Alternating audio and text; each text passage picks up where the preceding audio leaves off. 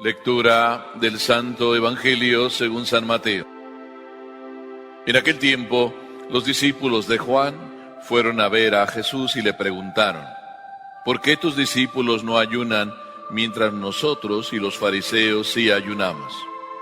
Jesús les respondió: ¿cómo pueden llevar luto los amigos del esposo mientras él está con ellos? Pero ya vendrán días en que les quitarán al esposo, y entonces sí ayunarán.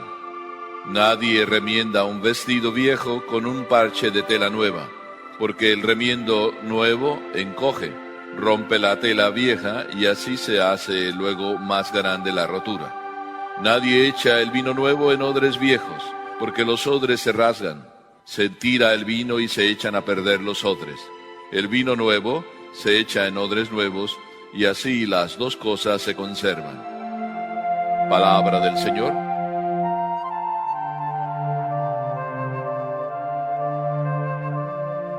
Si quisiéramos mirar el Evangelio y encontrar hoy una lección particular, parecería que no la encontramos, más bien encontramos un mal ejemplo.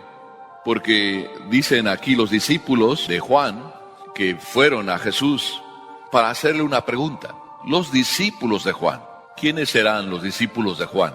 Eran los que creían que Juan iba a ser y sería el Salvador del mundo. Juan gozó en vida de tanta reputación y tanta fama que se decía que él era el Salvador del mundo. Sin embargo, Juan dijo muy bien: no soy digno ni siquiera de desatarle la correa de las sandalias al Redentor. Y lo señaló: este es el Cordero de Dios que quita el pecado del mundo. Por tanto, si los discípulos de Juan escucharon esa frase de Juan, este es el Cordero de Dios que quita el pecado del mundo, aquí se escandalizan porque los discípulos de Juan no son como los de Jesús. Ya está la misma crítica de siempre. Si no somos como los demás, pues mejor criticarlos. Y por tanto, se escandalizan de que los discípulos no ayunan. Pero aquí hay una cosa que está como dicha muy de rápido.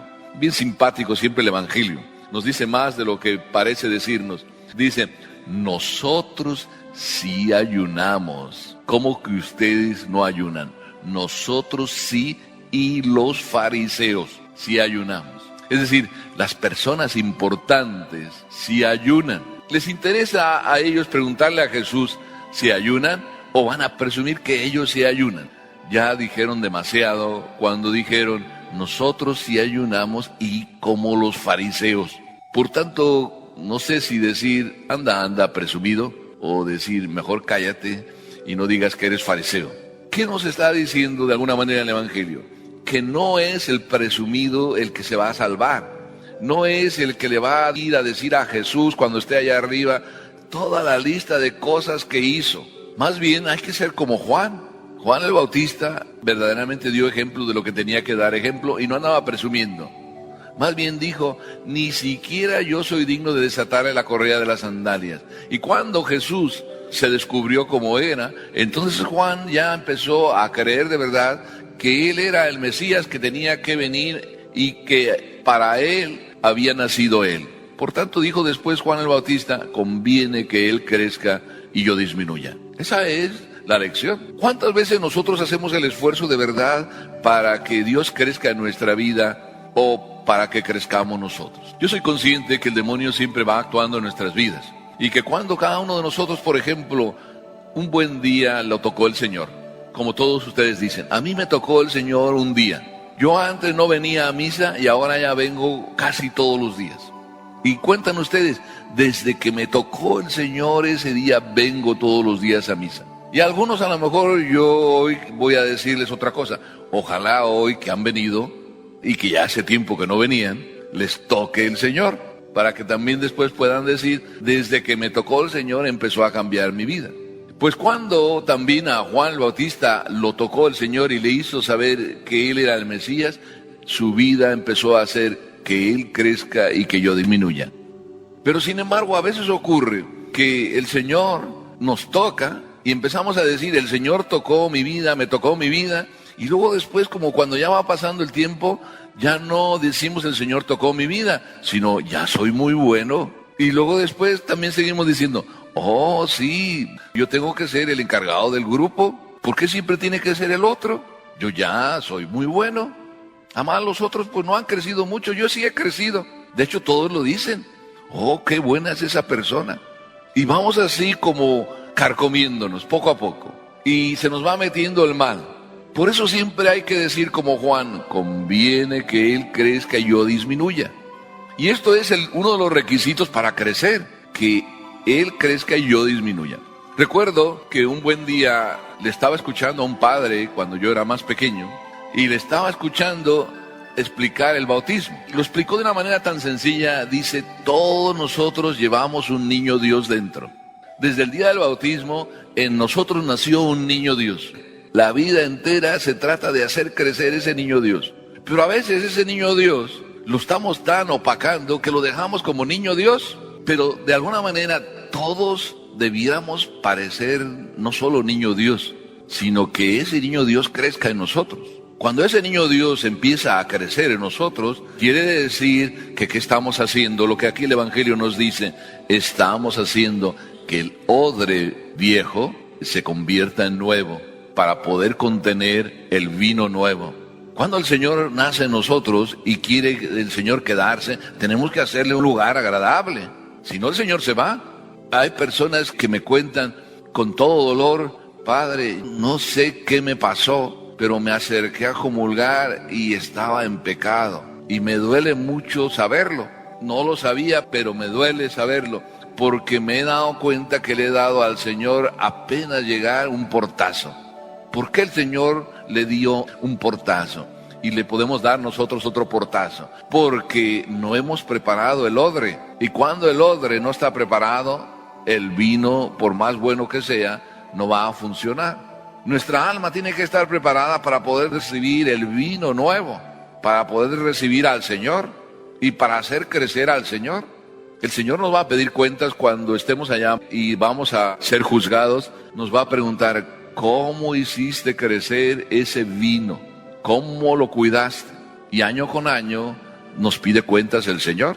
¿Cómo está ese Jesús? ¿Se quedó pequeñito?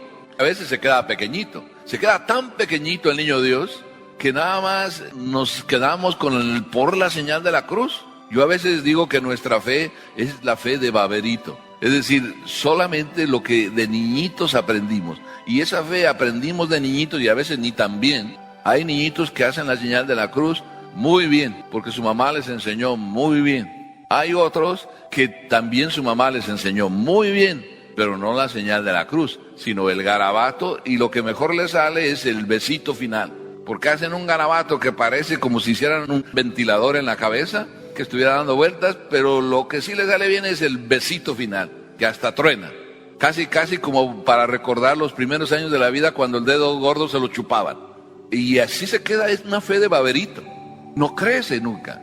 Por eso a veces cuando luego llega la edad mayor y encontramos problemas de edad mayor, no tenemos fe mayor para responder a problemas de edad mayor. Porque no creció el niño Dios. Y por eso cuando alguien a la edad mayor nos pone problemas de gente mayor, pero no tenemos fe de gente mayor, no sabemos responder.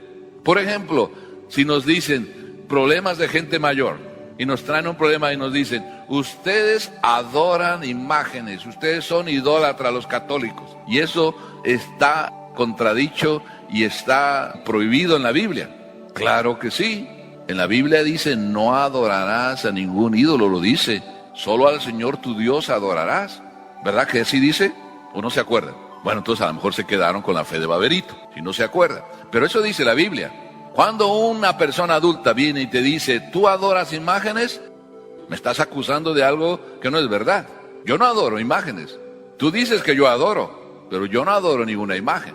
Yo venero a la Virgen, yo adoro el Santísimo, donde está presente realmente Jesús, y lo adoro, sí, pero no adoro ninguna imagen. Probablemente entonces yo no sé qué responder porque mi fe es de pequeñito. Y si encima te traen la Biblia y te dicen, mire aquí lo dice, y tú pues, él sí sabe, yo no, ¿ves? Pues él sí sabe, él sí agarró la Biblia, pero tú de mayor no la has agarrado.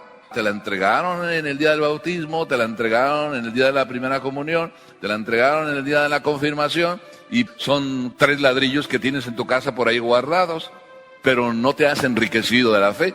Tu fe no está como el vino nuevo en odres nuevos, sino el vino nuevo que Dios te está ofreciendo todos los días está cayendo en odres viejos. Y esos odres viejos se van rompiendo y por ahí se sale toda la gracia que Dios te da. Qué sencillo caminar precisamente con el Señor, sin andar presumiendo, simplemente viviendo todos los días lo que tenemos que vivir. Por eso vamos a pedirle al Señor, nada más eso. Señor, permíteme vivir lo que todos los días me das. Déjame disfrutar lo que todos los días me das. Y además el Señor nos lo dice, a cada día le basta su afán.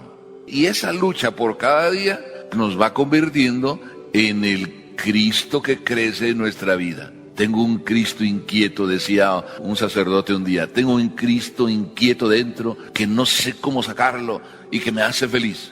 Si cada uno de nosotros, ese Cristo inquieto que tenemos, lo sacáramos, ¿cuán diferente sería el mundo? Y fíjense que no el mundo de ahí de fuera. Porque a veces cuando decimos el mundo, pues no, yo no puedo cambiar el mundo. Pero ¿cuán diferente sería el mundo de nuestro hogar?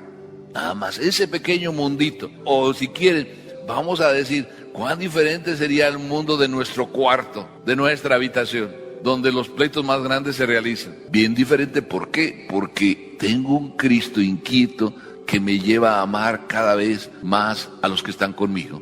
El odre nuevo lo estoy usando para el vino nuevo. Amén.